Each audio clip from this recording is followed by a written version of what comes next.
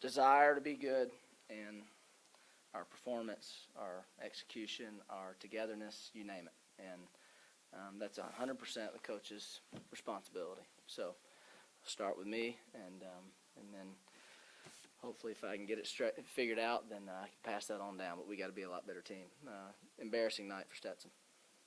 Coach, UCF started the game 5-5 from three-point range, jumping out to a 22-9 lead.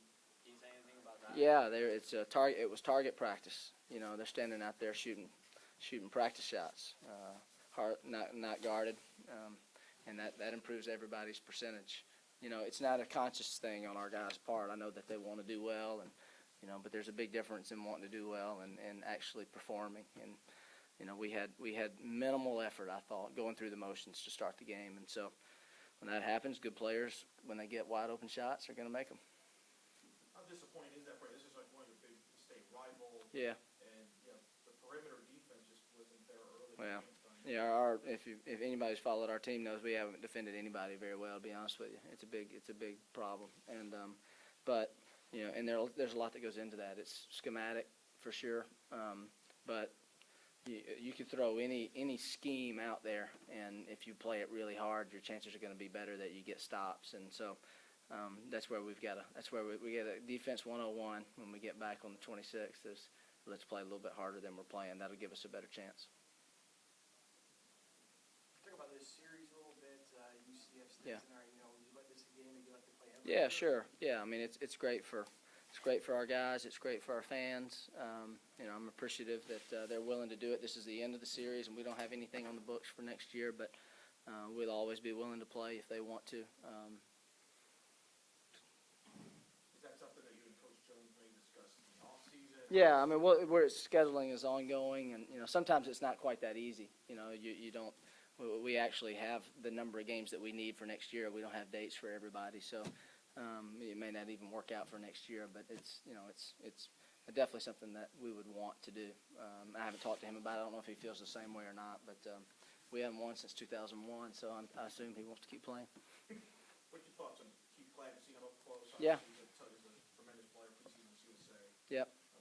He's a heck of a player. I think he's, the best thing about him is that he's willing to play the role that he's given, which this year is quite a bit different than last year, and he's maxing out on it. He obviously showed a great level of commitment by coming back in the first place, but now he's playing most of his minutes down on the block, and because that's where they're asking him to, and he's producing, and he's not taking as many threes, which I don't know how he feels about it, but I mean he's. When you got a guy that's really good and a guy that's willing to do whatever he's asked to do, and he can perform and do it, then you got a special player. But you had trouble getting the ball inside Yeah. tonight? I wish I had a good answer for that one. Because you follow us closely, that Adam's a big part of our offense, and Adam. Honestly, I don't want to make excuses, but I didn't even know if Adam was going to play. He was sick for the last 24 hours. He's been pretty miserable, and it showed. It showed. If you were watching it, it showed. And we've got to have more production out of him. He only gets 9 shots, which is low for him. But they didn't come even within the framework of our offense very often. He didn't get them in the typical ways that he usually does, as you mentioned, because we didn't get the ball to him. But it's a combination of things. But we need to be better. That's where our offense starts. Also, when you're not shooting well, as you weren't, especially the first half tonight, does that just affect everything? Sure, absolutely. Yeah, when you can't score it inside or outside, it tends to make it tough. And so. Not a whole lot of fun. Thank goodness for Chris Perez, who found a way to get the ball in the basket, played with a lot of energy, played with great effort. He ends up with 20 points, but he was the only guy that was really, I would say, completely committed to doing what he could to give us a chance to win. And I'm not sure we would have scored at all if he hadn't scored in the first half. You gave Miami a great game early in the year, South Florida and home. So is that what frustrates you? Is Yeah. shown that they can compete? Yeah, we've got the pieces.